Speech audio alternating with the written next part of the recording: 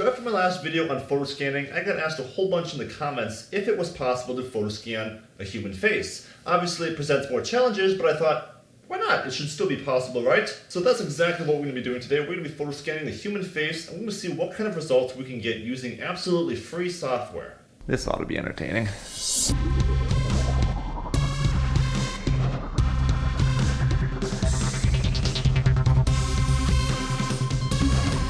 But before we get started, I'm excited to tell you guys that sketchfab has sponsored this video. Sketchfab is one of the biggest online websites for sharing your 3D models, and now they have a store where you can browse, sell, and purchase a huge variety of 3D models. But the coolest part is how you can view these models first, completely rendered in 3D right through your web browser before purchasing. Check them out with the link in the description below, and you can save 25% off the entire store using the coupon code CGGeek.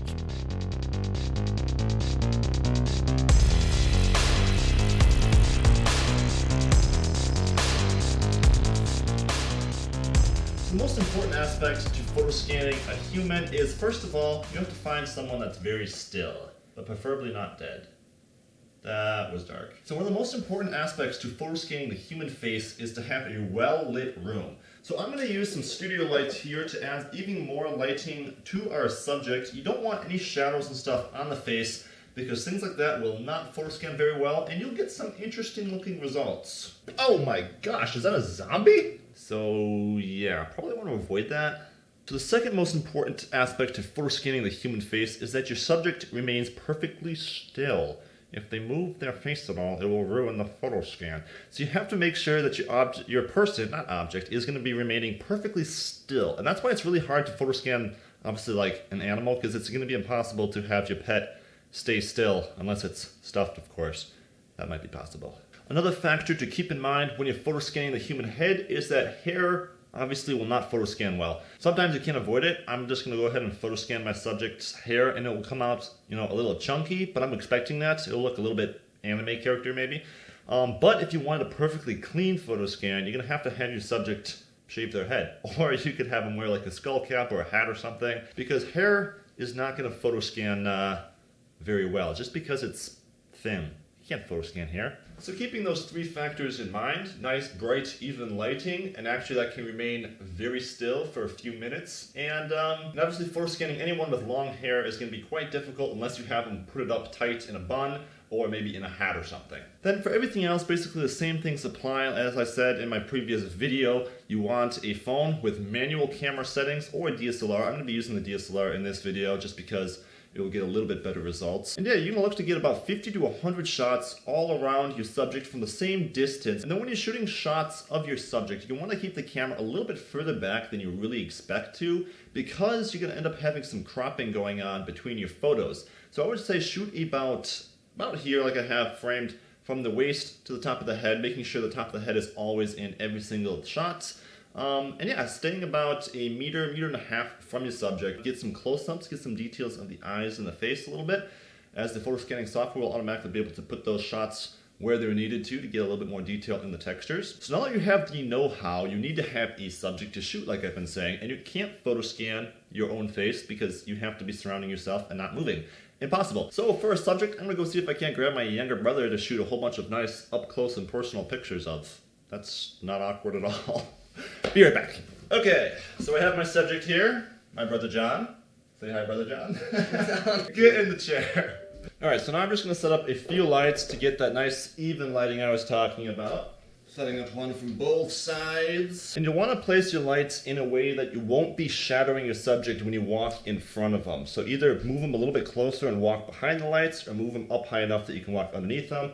Either way, you can't be covering shadows onto your subject, as that's going to definitely change the lighting. Lights are set up, the subject is happy and still, and we're going to start shooting some pictures.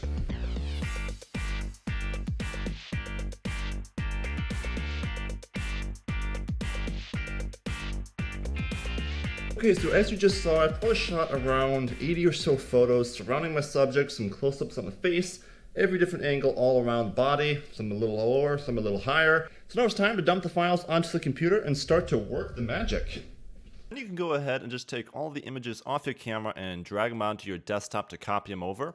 I'm just going to select them all right here. You can see I had 89 photos, and you can then open them in the software of your choice. I'm going to be using Meshroom again because I really like it, but something that I forgot to mention in my previous video is that Meshroom does currently only work on CUDA GPUs, so it pretty much limits it just to NVIDIA GPU cards. If you don't have an NVIDIA GPU, you're not out of luck. There is some other free options out there like Visual SFM. I'll link to that in the description and give a link to a good tutorial on how to use that. I'm not going to use it in this video as it's a little less user-friendly, but it still can get very capable results. So if you want to try photo scanning and don't have an NVIDIA GPU, you can still try that method down in the description. But from this point on, we're going to be using Meshroom, and go ahead and download it now and fire it up. Here we are in Meshroom. You're just going to go ahead and grab all of your images, drag and drop them right over to the left side here, and let them go. So there we have all of our photos surrounding our subject, and from every different angle. So this is going to be great. This should work well, and actually you don't have to bother going through and deleting blurry photos like I mentioned in my previous one, because I guess Meshroom will automatically detect if it's blurry and still take what information it can, not using the blurriness though, obviously. The one thing you do want to check though is when you're shooting a human, like I did here, you're going to want to make sure that you don't have any shots where your subject has blinked, because that could easily mess Meshroom up. That's kind of hard to say, mess Meshroom up. Looking through the photos, it doesn't look like any of them have any sort of errors with them. This should all work well. Our subject never closed her eyes, so good job, Johnny. And yeah, as you remember me saying possibly in the previous video, the way Meshroom works is off a node-based system. So right here you have your nodes laid out, and it's going to work its way through each one of these nodes, doing the different processing steps along the way, like meshing and texturing, etc. And I have to say, I do recommend actually not really messing with any of these settings, as the default settings are quite good.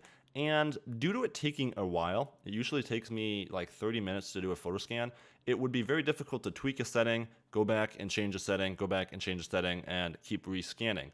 The one thing you can do though, if you want, like I said in the previous video, a variety in texture sizes or something, you can go ahead and just duplicate your texture node here. Just right click here, duplicate that texturing node. And then in your second texturing node here, you could change the texture size, and you get two different texture maps baked out at different resolutions. So things like that you can do if you want to change a few settings like that. And that's why I recommend changing them, not doing the process over and over again, but just duplicating a node and having it done two different ways if you want two different results. But like I said, the default settings are very good, so I'm just going to go ahead and delete that node. We're going to leave it at the default settings here, and we're just going to leave all Meshroom settings at default and do our photo touch-up or model touch-up over in Blender. So all you have to do then is just save your file right here, and once you have it saved, you'll be able to go ahead and scan it. With our file saved, all you have to do is click Start, and you'll have this long loading bar, and you'll see, if I zoom out on the nodes here, where Meshroom is currently at in the process. Right now it's doing the feature extraction, and it'll work its way through all of these nodes, processing your 3D scan and delivering your 3D model. It's really cool, and it's fun to sit here and kind of watch it work its way out, but it also can take up to 30 minutes for me, and that's on a GTX 1080 Ti, so it can take all the way up to a few hours depending on your hardware. So sit back, sip some coffee, read a book, listen to some music, whatever you want, and I'll join you guys when this has finished scanning. So here we are about an hour or so later, and the processing, the texturing, everything has finished within Meshroom, and we're ready to kind of take a look at our model. So if I give ourselves a little bit more room over here and I zoom in, you can see that we have the point cloud generated right here. It's actually upside down if I flip that around real quick. And you can see that you have this point cloud of your image, and you can see it got most of the textures right in the right spot. So this actually looks really cool right now. And actually, I posted a picture of this on my Instagram page because I thought this point cloud looked really cool. So yeah, it's just kind of a cool like art form almost. So it looks pretty cool. And you can change the scale and rotation with these here. I'm just moving around with my middle mouse wheel and the left click here. And then what you want to do is you want to click Load Model. So go ahead and click Load Model. It will load it in, take a second, and you'll have the actual mesh that was generated within Meshroom.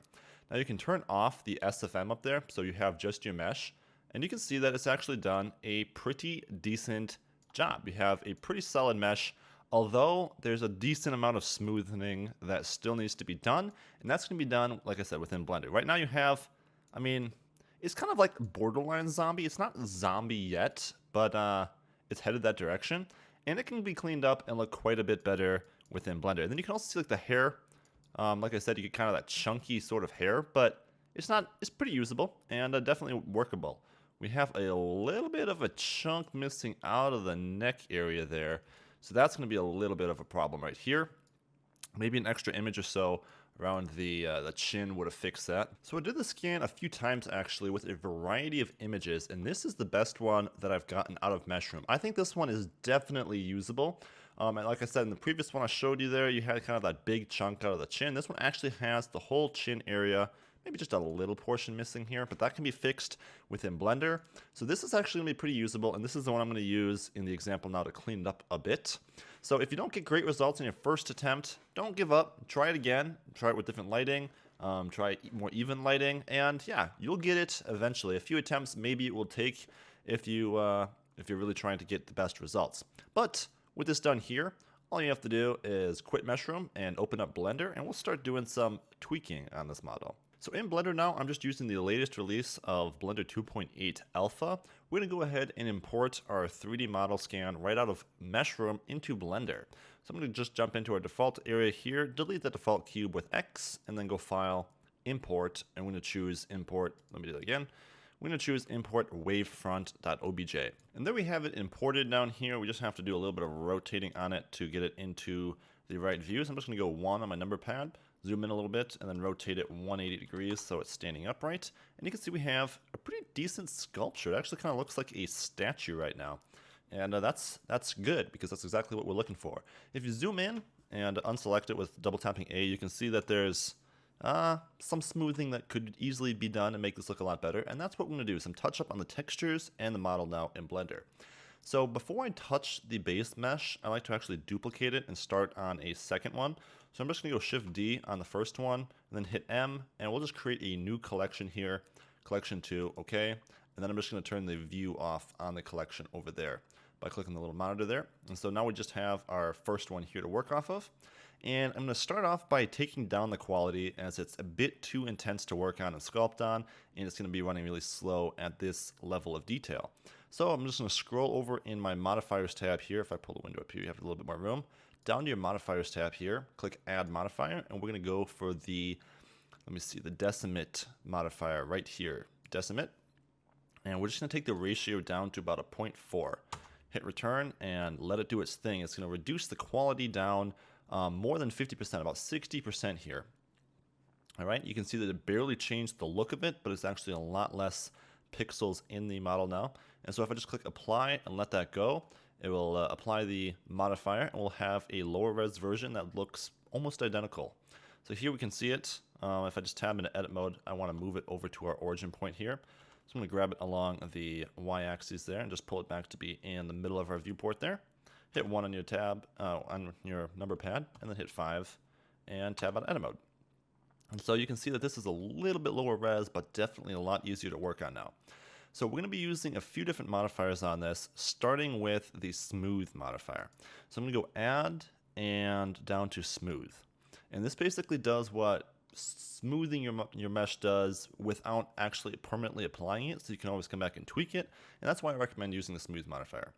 I found that giving this a factor of about a 0.9 and then cranking the repeat up to about 2 is the most smoothing you can do with the modifier, and then everything else here needs to be done with the sculpt tools. So to do some sculpting, I'm just going to, let's quick save our project as we're using an alpha, and you never know if it might crash. Okay, so now switching from object mode right here over to sculpt mode, we have a few brushes here you can see, and I'm going to start with the draw brush.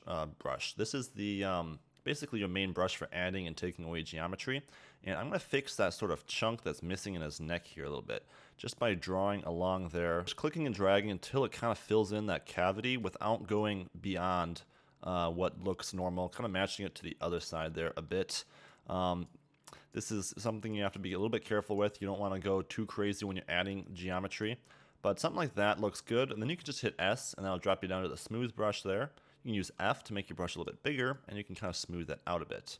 Now the strength is a little too strong, so you're going to want to take the strength up here down to about a 0.3, or maybe a 0.35 would be okay. And then you can go along and just kind of smooth out all the bumps in your mesh.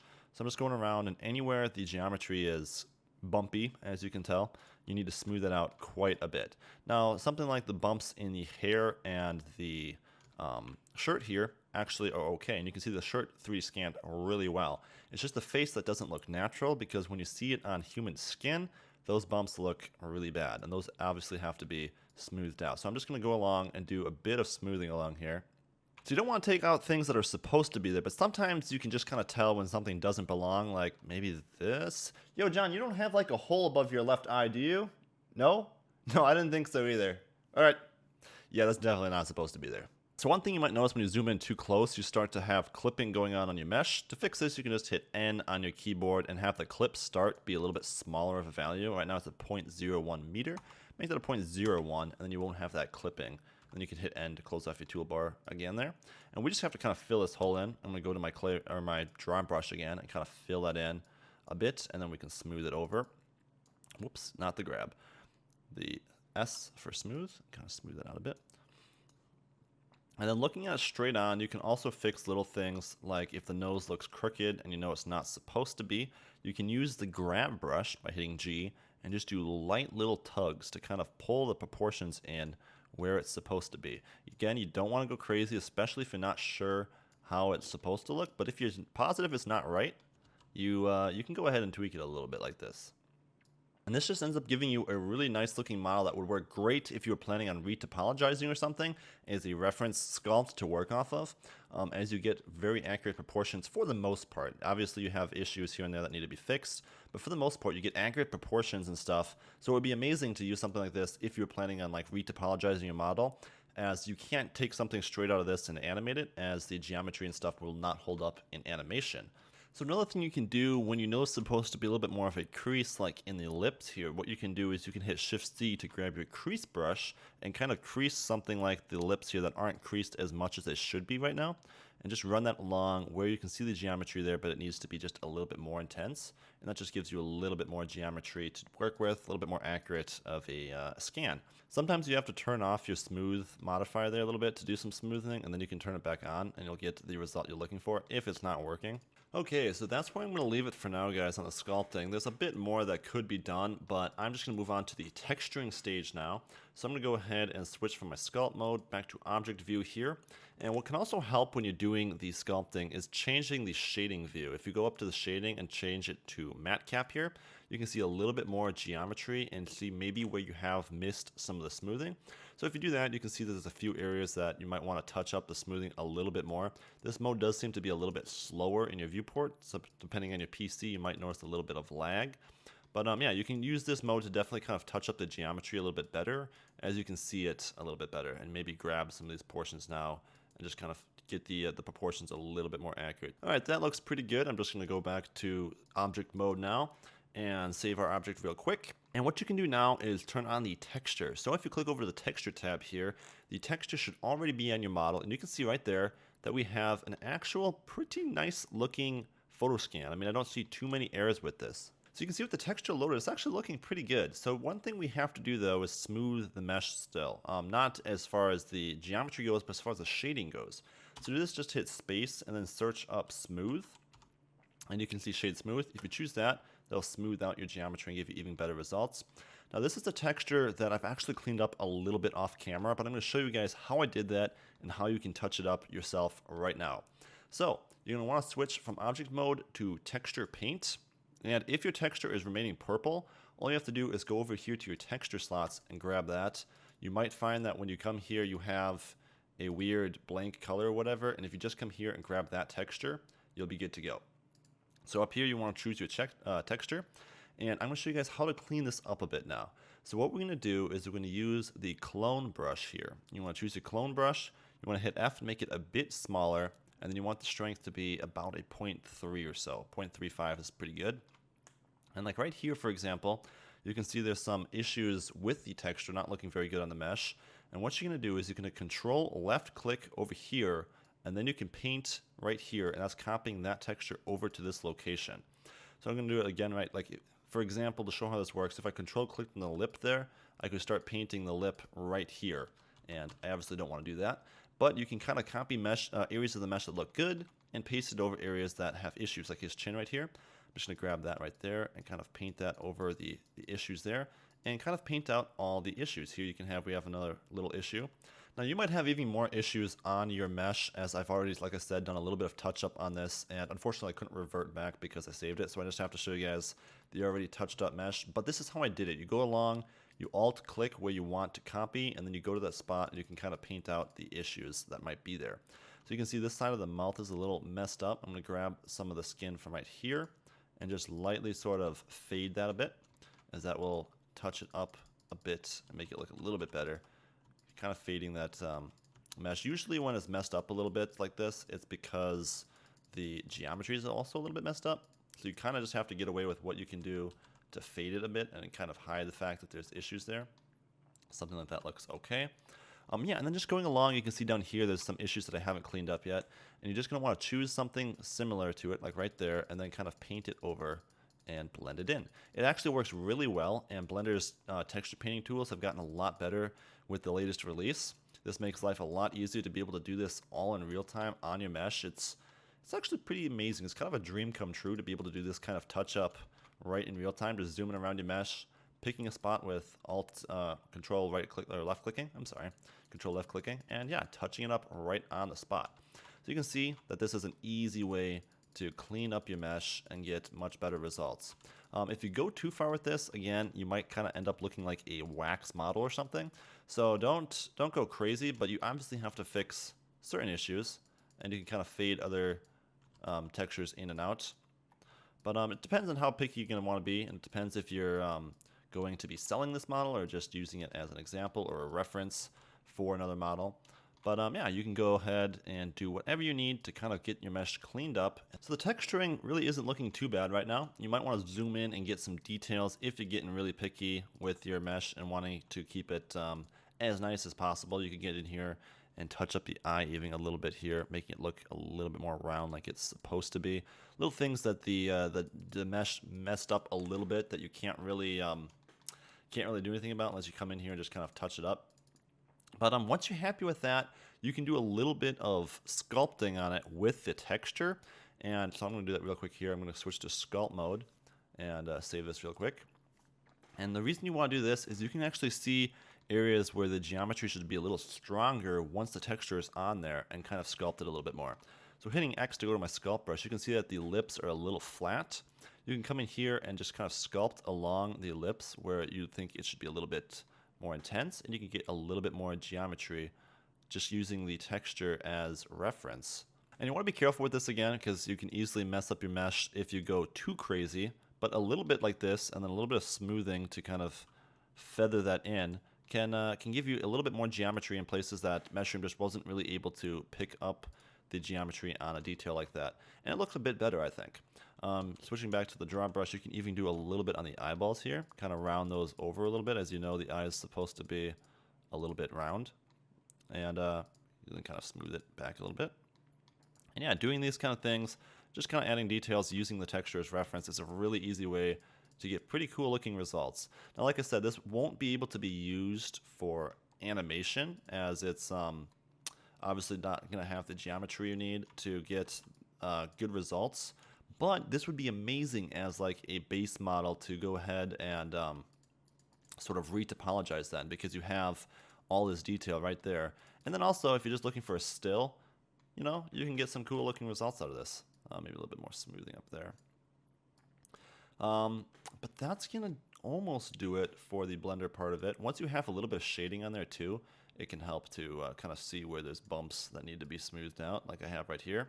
Now, one thing I want to mention is once you're done with the texture painting aspect of it, if you want that texture to actually be saved within Blender, this is important. You have to go to your texture slots and choose Save All Images. You click that button and it will save your image texture there. That way it won't, when you quit Blender, it won't lose all the texture painting you just did. So you want to make sure that you save that texture there, so the texture will be there when you come back next day, and you would be pretty ticked off if it was all missing the next day.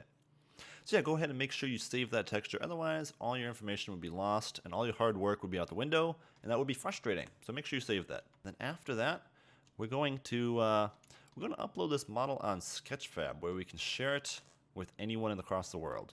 So over on Sketchfab then, we're just going to choose the upload option in the top right corner there. Choose your file. You're going to want to locate where you saved your blend on your desktop. Grab that file right there and choose open. You'll want to make sure that it's under 50 megabytes in size, otherwise it won't work on the free account. And if you do have too big of a model, chances are there's something you can do to reduce the file size. You might want to delete the extra high-res version that you kept, and that will make the file size a lot smaller then. All right, and now our upload has finished. We can click continue and let it process. But here we go, our model is already loaded right into our web browser where we can scan around it and see it in a full 360 view, but that's not even half of it. Now we can go ahead and add our texture back onto our scan and even set up some more advanced render settings. You're just going to click Manage Model right here and then go to your 3D settings. Here you can set up all kinds of interesting rendering settings to make your model look really cool. So first off, let's load that texture onto our mesh. So to do this, we're just going to jump over to our materials here, and on our main texture map here, we're going to click it. We have a texture right there. We're going to import the texture. You're going to go to where you have that texture saved on your desktop. So in my case, I have it saved right in the same folder here. It's just texture 0. So go ahead and click open, and it will import that texture right there. You're going to choose that texture, and you can close that off. And there it is. Our texture is loaded right onto our model. All we have to do is turn the specular off, because we don't really need that in this scene per se. And you can see we have our textured model right within our web browser. Now it's a little bit of dark, so we can just jump over to our lighting tab here and choose a load lighting preset. So we're going to choose that right here. We'll just choose a nice 3-point lighting setup here. And here you can actually grab these 3 lights and rotate them around, controlling the lighting like you would in a 3D render program right within your browser. So how cool is this, being able to move around these lights and change the rotation and stuff, getting the perfect lighting setup for your model. I mean, this is pretty top-notch stuff to be able to do this all within a web browser. So that's one of the reasons I really love Sketchfab. It's pretty cool. You get all kinds of control. And yeah, you have these 3 lights that you can grab, pull around, and just orientate in your scene to get the kind of lighting you're looking for. So there's some basic lighting that I'm pretty happy with. Now a few more things that you can do. One of them is your shadow basis here. This is going to kind of control how the light's shadow is controlled. You can choose contact shadows if you want to add those extra shadows or not. And you can see you get some nice shadows all over the place. You might also get some issues on a mesh like this though, where the geometry isn't that great, but you can try it. Depending on your model, you can try to see if the contact shadows work nicely or not, and this isn't actually too bad. And you can kind of soften the shadows a little bit and tweak them. You have all this control right within your web browser, which is still pretty crazy. I'm still not quite over how cool that is, to be honest. And then you can go ahead and brighten up your HDR if you still want a little bit more lighting. That's right, it's being lit all with their HDR as well. Then you can control the shadows again if you want of your HDR as well. But that's looking pretty cool. Let's go ahead and add just a little bit of depth of field to this. So to do that, you jump over to your post-processing filters, and we're going to choose depth of field right there. Go ahead and check it on. And now we can just go ahead and click on our mesh, and that's going to be setting the focus essentially. Then you can change the foreground blur and the background blur. A little bit of each can give you kind of a cool result, and you can get a little bit of depth of field right within your model. If I zoom out, you can see it's out of focus, and then I click and it sharpens it. Pretty cool. A few other things you can do, like vignette. Go ahead and check that on. And I like to add a little bit of grain as well, so go ahead and check the grain on, and you can tweak that if you want. A little bit more, a little bit less. And yeah, there's all kinds of cool things. If you're actually going to render your model, you can do some things like subsurface scattering and stuff. In this case, it's just a portrait that doesn't have all those materials set up on it. You can also check some more sharpness here if you want a little bit more sharpness on your model, and that can kind of give you some cool looking results. But yeah, guys, that's about it. Once you're done with that, you just save your settings, and it will automatically upload any textures you connected to it or whatnot. But that is it. That's our model. That's our 3D scan using Meshroom, touching it up in Blender, and then publishing it on Sketchfab. Pretty cool. I have to say, the whole process has been quite fun, and I'm really excited to see if you guys can create some cool looking things in Meshroom and Blender combined. And then if you do, go ahead and post them up on Sketchfab and share them with me so I can take a look at your models, because I'm excited to see what you guys create. But that's going to do it for me, guys. I'm going to publish this model. If you want to check it out, it'll be on my Sketchfab page. There'll be a link in the description. But yeah, that's going to do it for me. Hope you guys have had fun in this little tutorial example test challenge, you could call it, I guess. It was kind of a challenge. Wasn't sure if I'd be able to do it, and I would say you got pretty okay results. But that's gonna do it, guys. That is it for our little photo scanning face tutorial. I hope you guys have had some fun, learned some things, and create something cool. If you do, feel free to publish it over on Sketchfab and share your model with me so I can see exactly how cool you got it. And you can go ahead and share your model right through here with all the social medias. That's going to do it from me. Huge shout out to Sketchfab for sponsoring this video. The guys over there are really cool. I definitely recommend you guys check out Sketchfab and post some of your stuff for sale over there if you have some products available. That's going to do it though. I hope you enjoyed this tutorial, had some fun, created something cool, and I'll see you in my next tutorial. Bye!